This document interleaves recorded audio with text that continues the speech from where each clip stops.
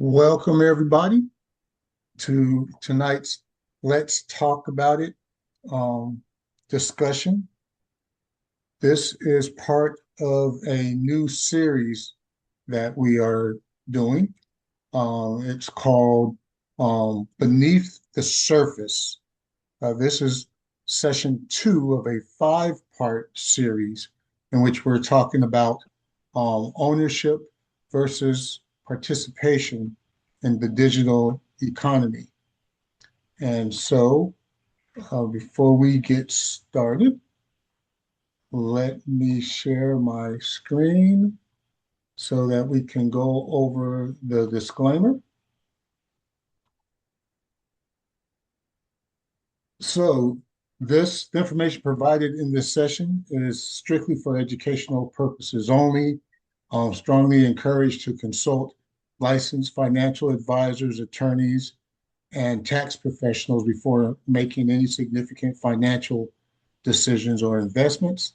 And even though I do have decades of business experience, I am not licensed or registered with any regulatory authority.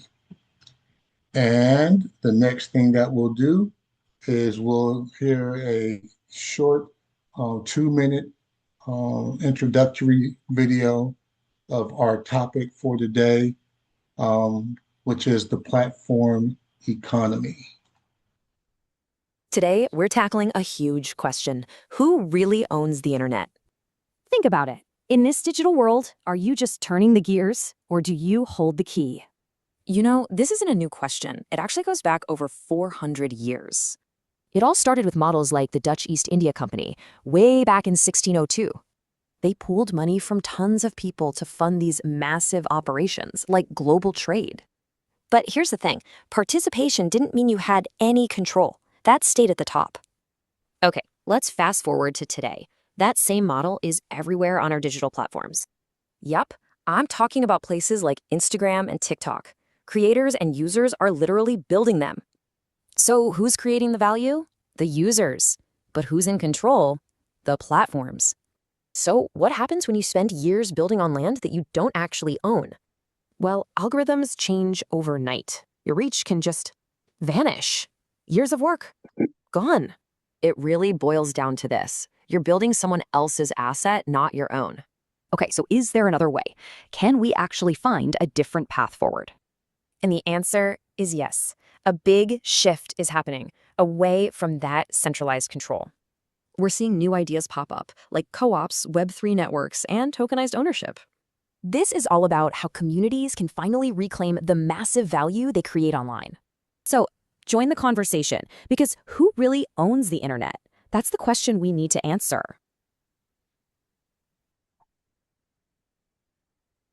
All right. And so let's jump right into the presentation. So I'm going to go over a brief presentation and then we'll have an in-depth discussion. And so we're talking about the platform economy, who really owns the internet. Um, so this is session two of a five-session series. In session one, we talked about the foundational difference between digital consumers and digital producers. Today's focus is we're going to map the invisible architect of the web, and we'll define exactly what the platform economy is, expose the mechanics of value extraction, and chart the path from participant to actual ownership. Um, kind of went over that. Again, define the architect, um, identify the reality. We're going to differentiate the illusion of digital participation from the legal and economic reality of ownership, and we're going to understand the implications and how we can move to a community-owned set of platforms. So Understanding the platform economy. The core definition is an economic system built on digital networks that facilitate interactions between users, creators, and consumers while capturing the value in the center. And so we've got large companies like Meta, TikTok, YouTube, Amazon that are feeding off of our interaction as users. And so we create the network effect, and they then monetize our data. So they give us free access to these platforms in exchange for behavioral data extraction, right? So they are tracking how you're behaving when you're interacting with their platform and even beyond. And all of this has centralized control where the company providing the platform has 100% control over the system. So another analogy, and Mark explained this in the first session, was the league versus the athlete analogy. So this is a sports analogy, but you can think of the platforms as the league, right? It's a centralized authority that sets the rules, controls participation, and dictates the outcome. Now, the system is designed to protect itself first. Then you have the athlete, which are the users, the creators. They're the ones who actually create the value. They take the risk and they drive the culture, yet they possess limited influence over structural decisions. So, as in the sports league, the athletes generate the value, but the leagues own the equity. So it boils down to contribution plus agency plus upside should equal true ownership. So you as a participant right now, you drive views, culture, and network growth, whereas the platform captures network equity and advertising revenue. You don't have any decision power when it comes to how the platform is operated, and the platform has absolute. It dictates monetization rules and reach. Your risk profile is extremely high. You can put in years of effort posting to a platform, creating content, creating a following, and it can all disappear instantly based on decisions made by the platform. Whereas the platform, its risk is extremely low because it's diversified over billions of users. And then your economic upside as a participant is linear, right? They give you a fraction of the ad revenue. Whereas the economic upside of the platform is exponential because it owns the underlying asset and the IP. So the conclusion is that participation is contribution without control. So let's talk about the pain that participants face, lived reality. So if you're an influencer, if you Hanson, oh, thank you. So if you're an influencer, if you've spent any time, um, again, creating any type of following, you know that the algorithms constantly and silently change. It's hard to keep up. That you can have organic reach one day and overnight it just drops off without any explanation. And accounts can be restricted, shadow banned, or removed entirely and you really have um, um, no alternatives or say in what the platform does because you don't own your audience and you don't control your growth and you don't share in the platform's multi-billion-dollar equity, right? You are building someone else's asset. So in the platform economy, data is currency. So as users and creators, we create, we publish, we engage, but then the platform does all the data harvesting, right? It aggregates behavioral data and then it uses that to sell precise access of our attention to advertisers. And that's what the platforms are selling. They're selling attention. That's why the platforms are addictive because they need your attention in order to sell to advertisers.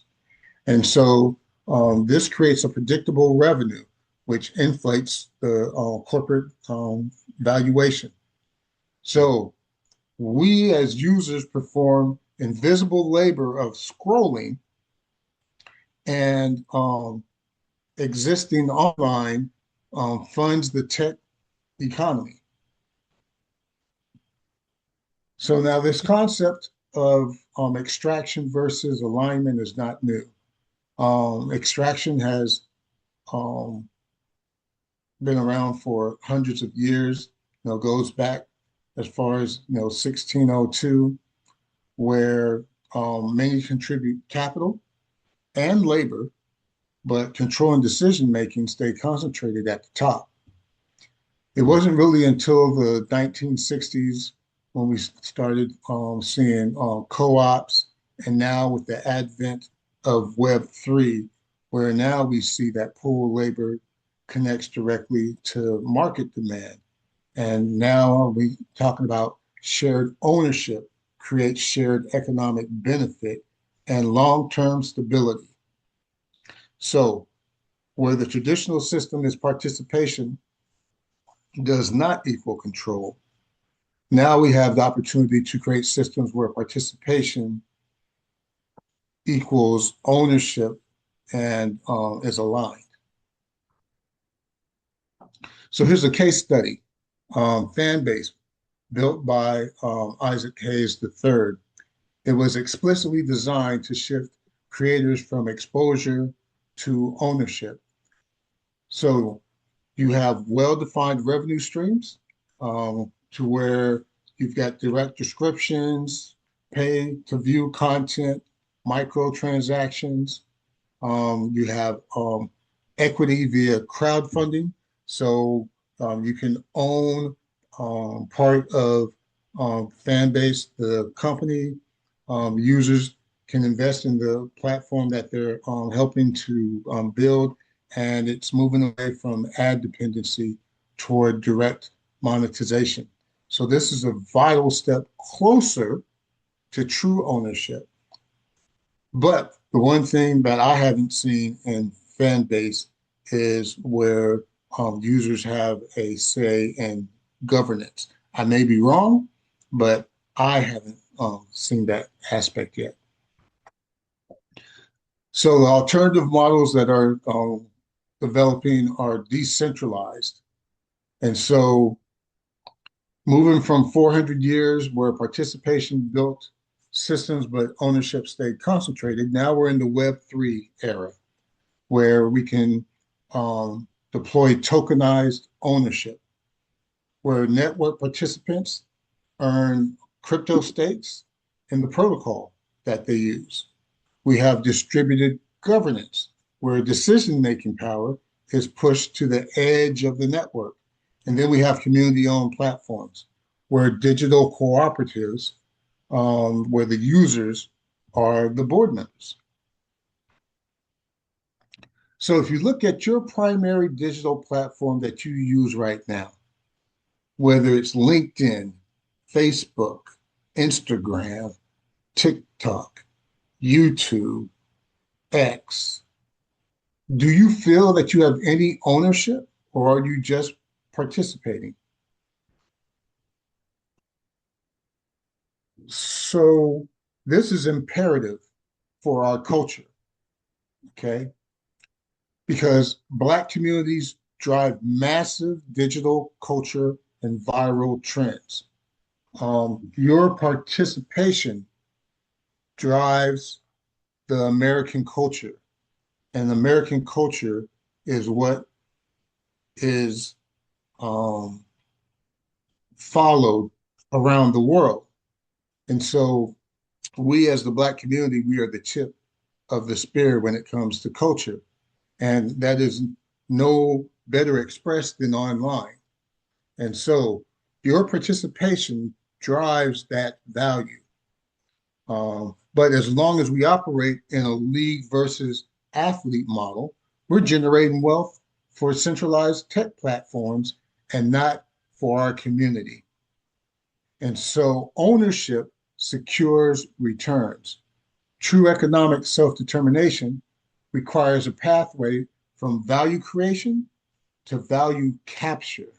We must build, fund, and migrate to community owned digital infrastructure.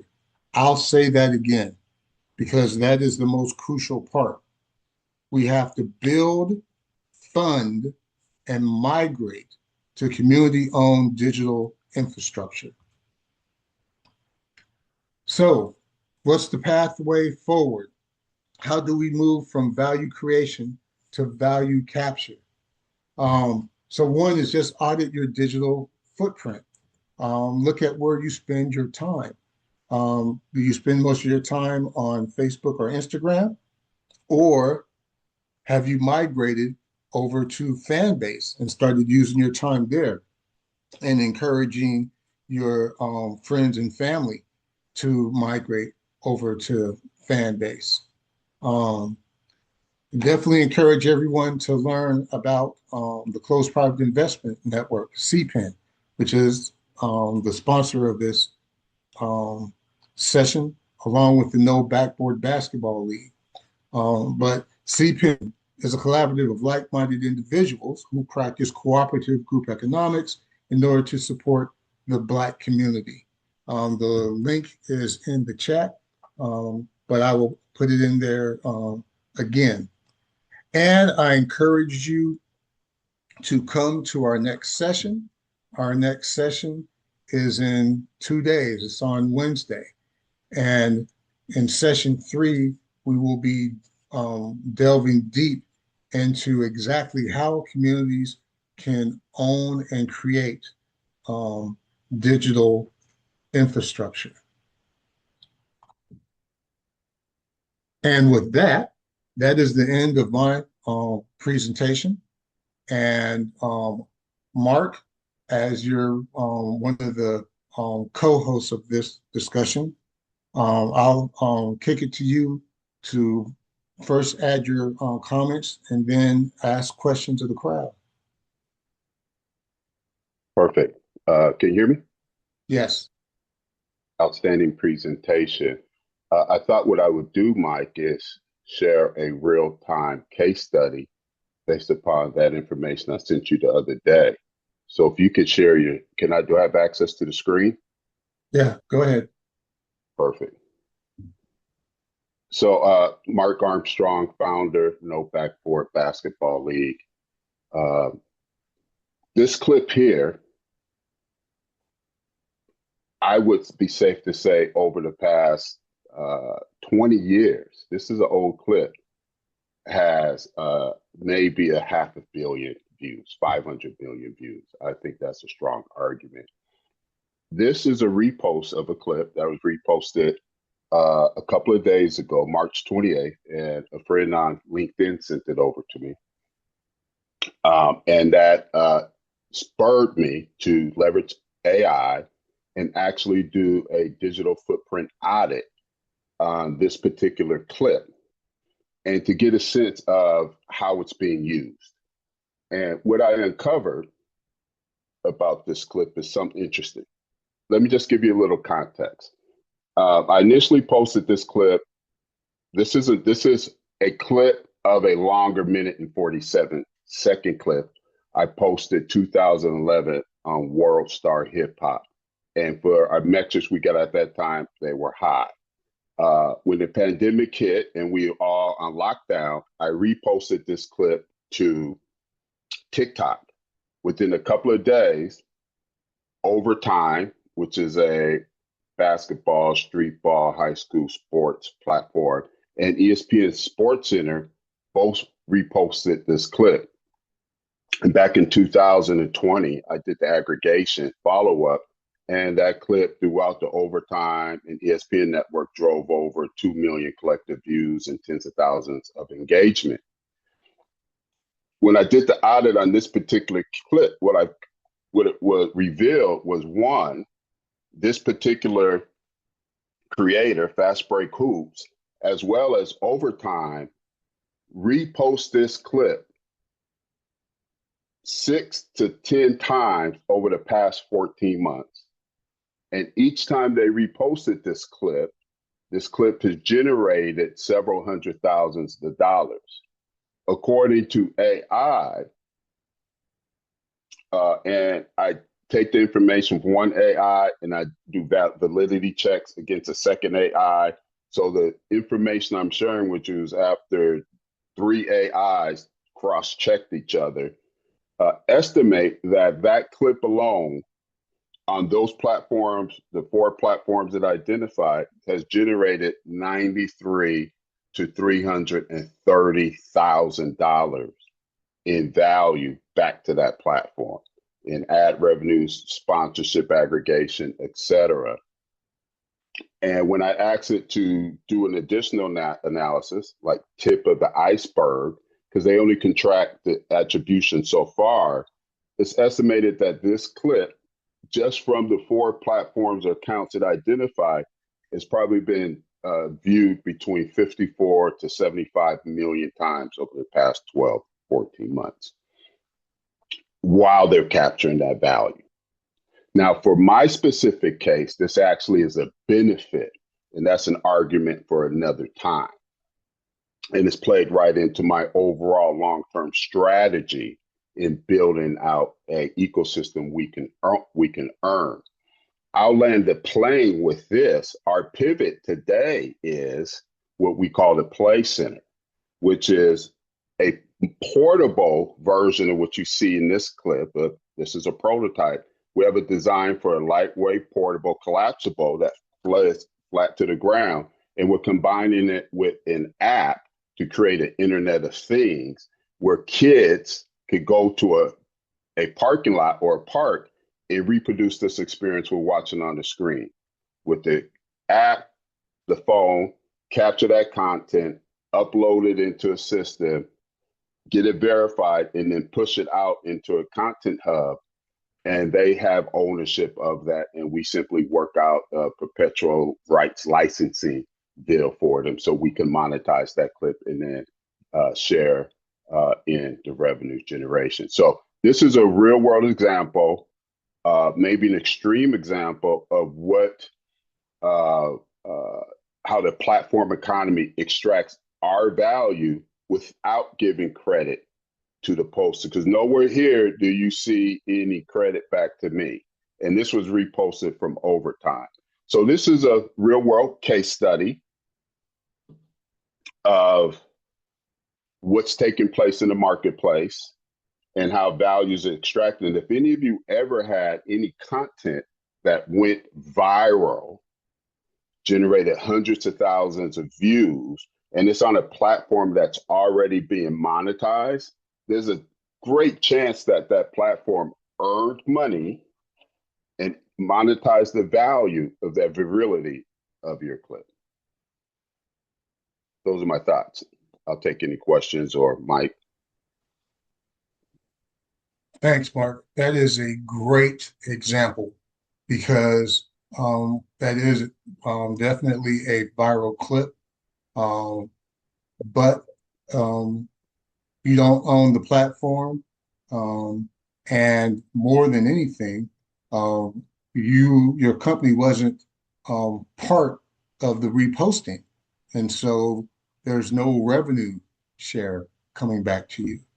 And so that's one of the differences with the Web3 platforms that are being created now, um, like the No Backboard Basketball League platform, where the content creators share in the by having a perpetual license in which they get part of the ad revenue uh, or the revenue that's generated for the virality of a clip. And so with the no backboard basketball, athletes share in the revenue, content creators share in the revenue, fans have the ability to share in the revenue, and coaches and owners of teams and leagues, which are just regular people, um, get to share in the revenue. And so it's really um, the epitome of the shared economy. Um, I see we've got Teresa. Um, I want to acknowledge Teresa. Her and I are directors in the Black History Foundation, which is all about preserving and protecting Black history. And um, Teresa, you want to talk a little bit about what the Black History Foundation is doing in regards to developing technology that participates in this shared economy while protecting and saving Black history. Sure. Thank you for the warm welcome, Mike, and greetings, everyone. At the Black History Foundation, we've been working over the past few years on developing technology integrating blockchain um, with one of the main issues with being able to preserve Black history, which is consistent funding. Um, Over 98% of the funding for preservation in Africa is concentrated in the Nile Valley under the control of people who committed genocide against darker skinned people. And in America, that funding lags as well. There's no HBCU with the archaeology program. The 30 something primary PWIs who preserve history um, have none of them have specialty interest in archaeology of Afro-Indigenous people and places. So I see a problem with that, and the core of it goes back down to the funding sources. And so we have been working on a platform to raise funds with cryptocurrency to be able to then in turn supply that as scholarships for research and researchers in this area. And uh, one of the most unique things that we have been working on is a blockchain for people to deposit information. There are people from across the world who have Black history to preserve, and oftentimes it is lost because people don't have funding to continue to store it. They don't have a place to put it, or websites go down. The caretaker no longer is available to pay hosting fees or whatever. So we developed a technology that would decentralize the preservation of historical digital artifacts. And we're working on a regulatory path for it to have its own token economy that would fuel it and keep it going long term to incentivize people to collect historical data and verify that information and deposit it on our blockchain. So I hope that gives a little bit of what we're doing outside. Oh, and also me personally, I've been working a lot in AI ethics. I work for OpenAI and ChatGPT and debiasing their chatbot model 5540. And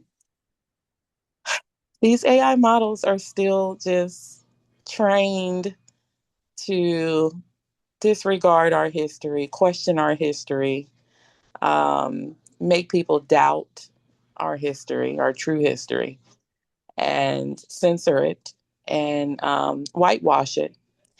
And that is one of the things that I feel is most important right now because bad data in is bad data out, and people rely on AI with authority. And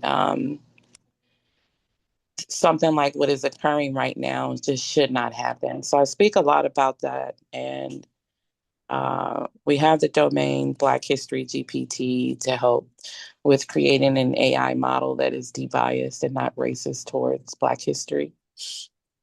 We haven't gotten the funding to build that AI model out yet, but those are the types of things that we're working on. Thank you, Michael, for allowing me to share that. Thank you, Teresa, for adding to the conversation. Mm-hmm. Any other comments from Anson or from Tim? Yeah, I need to know Teresa bad. Because Teresa, my company owns the world's largest collection of newspaper images, originals. We don't just own. We're not setting up a plane like they do on Getty. We have more than Getty. So I need to talk to you guys about it. Open AI because of your because to see what you're doing with BLM these days and do it. Also, too, and I'm glad that you're in the AI space uh, because this is and while you're looking at the ethics of it, because it's a very difficult thing. You saw what they did with that sister from that was at Google. They fired her when she brought out about the racism, right? So I'm glad that they Mm. hired you because A link to that, but I just want to preface this is when they hired me, they didn't know what they was getting because on paper, on paper, I look kind of white. I have a degree from Vanderbilt University in anthropology and archaeology, and they didn't know when they hired me what they were getting that I was saying. there you go, sis. I like that, sister. That's really the way to do it. The spook who sat by the door. Amen. We, And then, I would tell you just one thing. When I'm listening to you talk about platforms, and I'd like to know more about it. So our company has something called ArcNet, and this is a platform that's developed.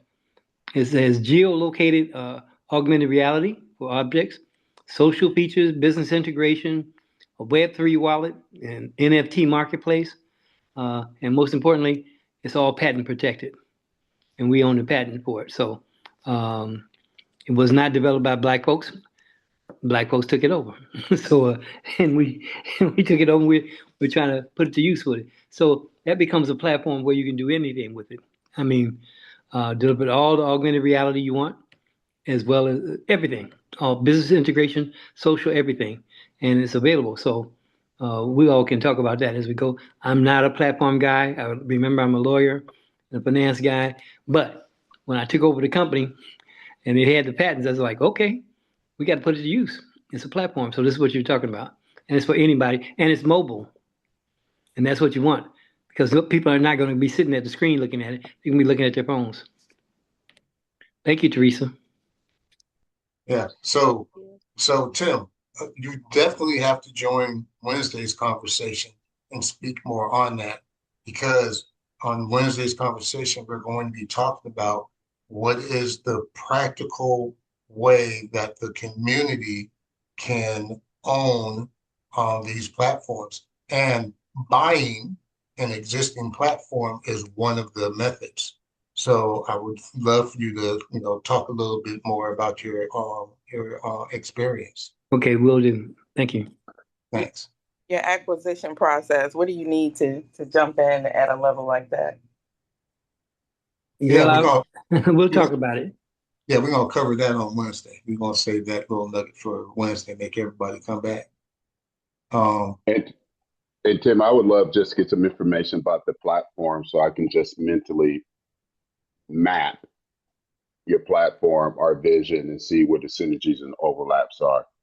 So any way I can get access to review what the platform does, I would I'll appreciate it. send you. I'll make sure that everybody gets as much information as I can, and then we can see where it goes.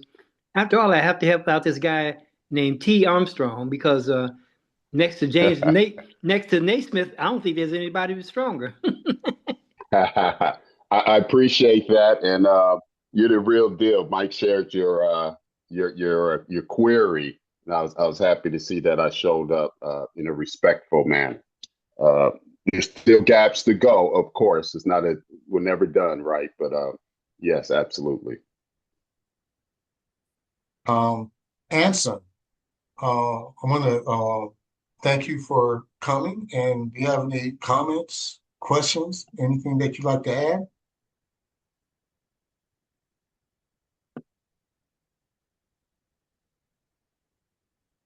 Anson, are you available?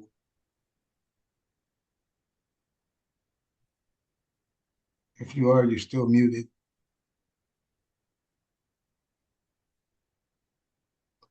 Okay.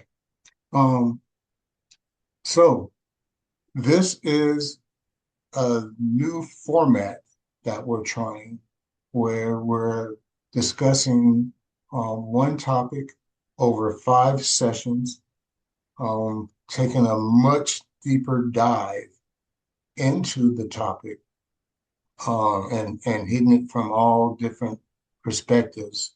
The first session was Mark talking about um, digital platforms and what they look like, and using the No Backboard Basketball League as an example of one that is more community owned and community focused.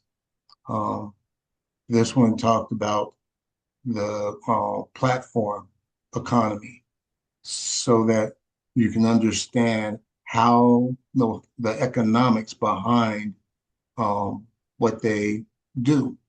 And next week, we're really going to dive deep into ownership because there's different levels of ownership. And then we're going to talk about how the community can get involved in that ownership. So, with that, are there any other questions, comments? Um, I'll share one more short story as an encouragement for anyone out there that does a planned content strategy, meaning over a course of period of time, you have a calendar where you're pushing your content out and you're looking for to expand your reach. Last year, we did a test for about a quarter where we took content from high school athletes playing a version of no backboard basketball. It was an NIL pilot. And we took that content, leveraged Opus clips, chopped it up, and just pushed it out. And what I found interesting was we had great success with Instagram. One clip got over 1 million views over the course of 4.5 months. And that similar clip gained great traction on YouTube. I don't recall the number, but I know it was a few 100,000. And all of the clips look similar. They're all from the same 5 games, the same athletes, just in different type of action modes, 20 seconds, 30 seconds long. And what I found interesting was while on Instagram, those clips were coming in 5,000, 7,000, 8,000. Then we had a couple that went to 20,000. Then we had this one clip that went over 1 million over time. Once we saw that peak in activity on YouTube and TikTok, right in the middle of our test, suppression. I mean, I really felt like we were shadow banned. Like someone in the background says, "Oh no, no, no, no, no, we can't have this happen," because it just didn't make sense how we saw this ramping of this across all the platforms, high engagement, particularly on Instagram. You start to see scale on TikTok and YouTube, And then boom, these clips, we're talking about less than 100 views per clip. And it didn't align with the overall portfolio of clips we was pushing up because they're all primarily the same vibe and energy. So that's just another example of how you plan to leverage these platforms to get reach, to build audience, and how for whatever reason, without us knowing, something can change in the background, and your proven methodology, your proven approach just doesn't work, and you cannot uh, find the answer to that. Has anyone done any online content to that level that you feel you've experienced some type of suppression or shadow banning, or the results just didn't make sense because of some inconsistency? I haven't.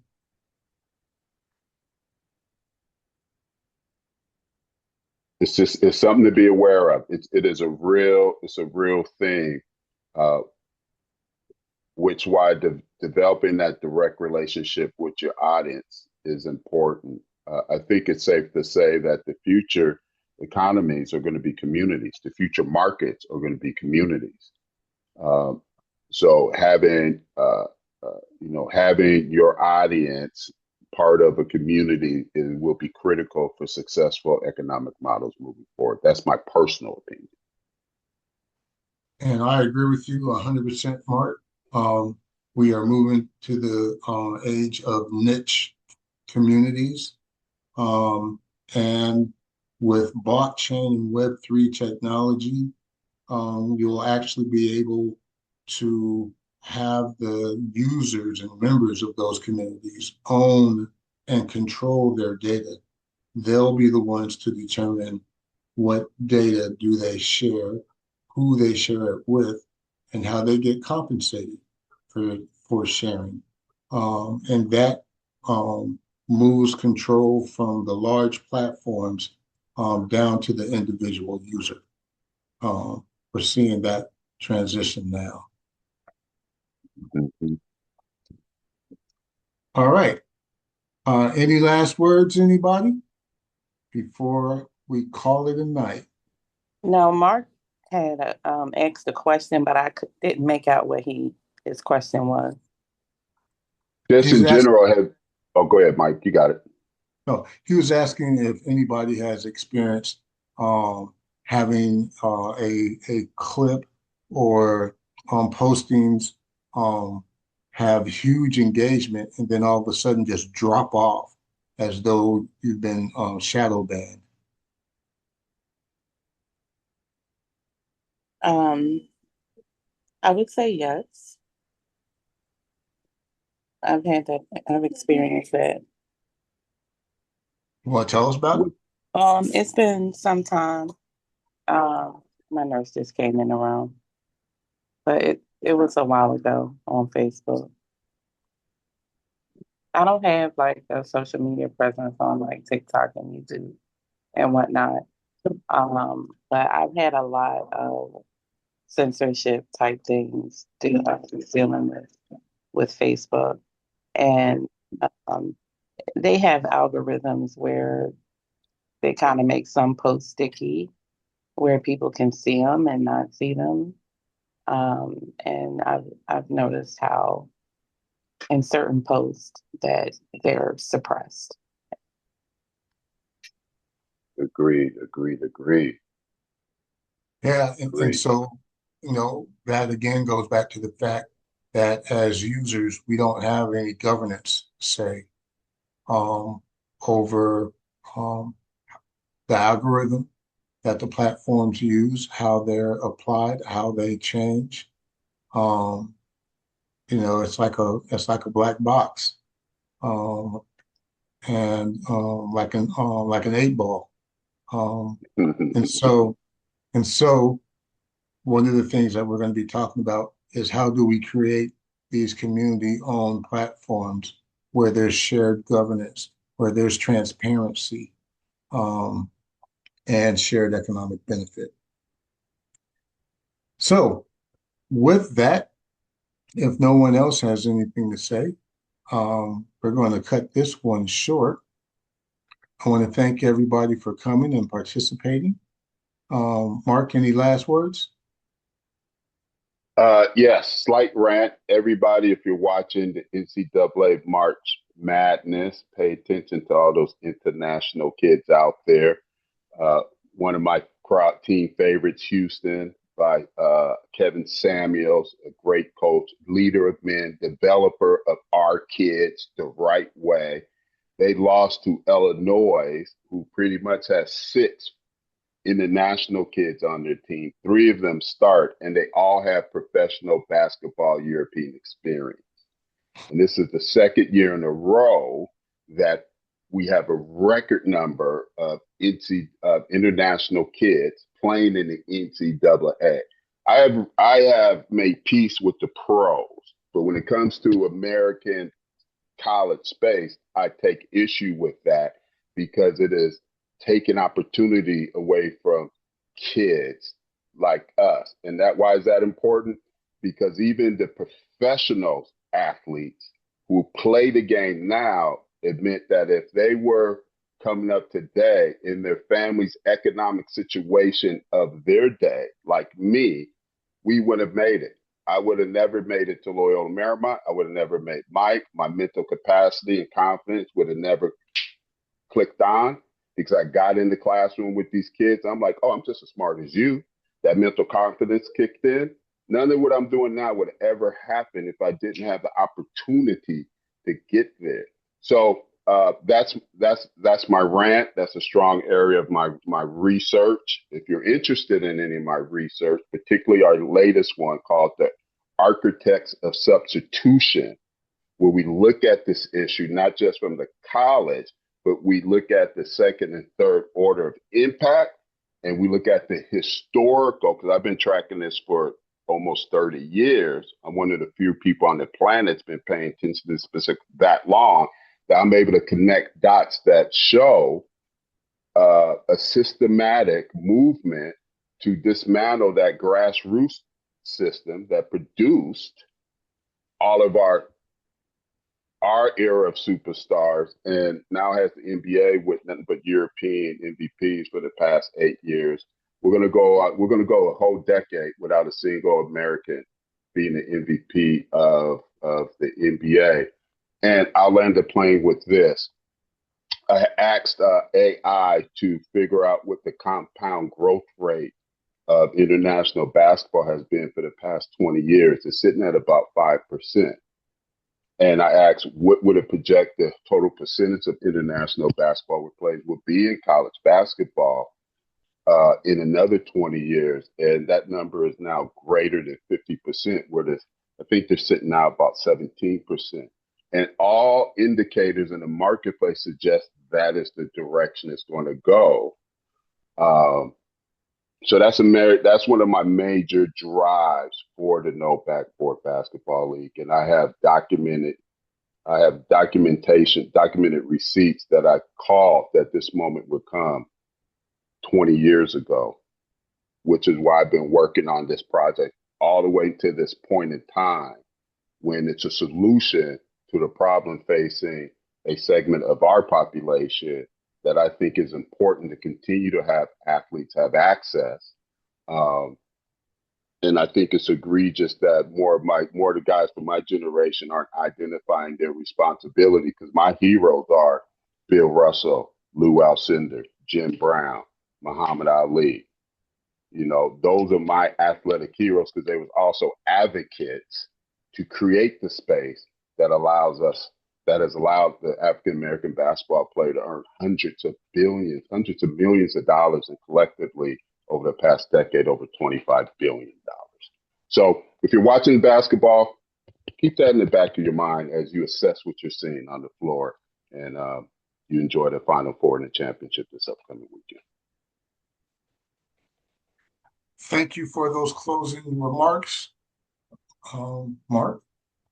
And I wish everybody to have a blessed and safe night, and hope to see you here Wednesday night, same time, 6 p.m. Pacific, 9 p.m. Eastern.